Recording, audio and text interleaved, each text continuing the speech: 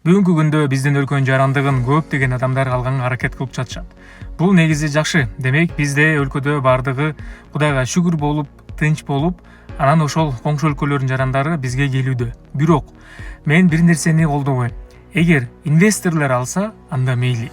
Ал инвесторлордон бизге бир гана пайда. Алар бизге көптөгөн акчаларды салышат, көп мекемелерди ачышат.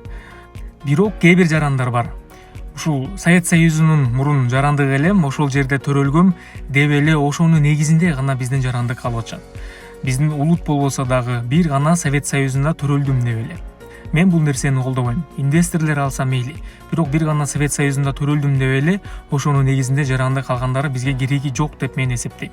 Неге дегенде алар бүгүн келет дагы эч бир пайдасыз жарандыкты алып туруп эле эптеп бизден 1-2 жыл отуруп туруп эле кайра башка жерге качканга аракет кылышат. Демек, менин оюмча ушул нерсени оңдошубуз керек. Бир гана ошол Совет Союзунда төрөлдү деп эле бере бербестен дагы бир талаптарды кошулушу керек. Биздин жарандыктын баркы болуш керек, ар кимге бере бербестен.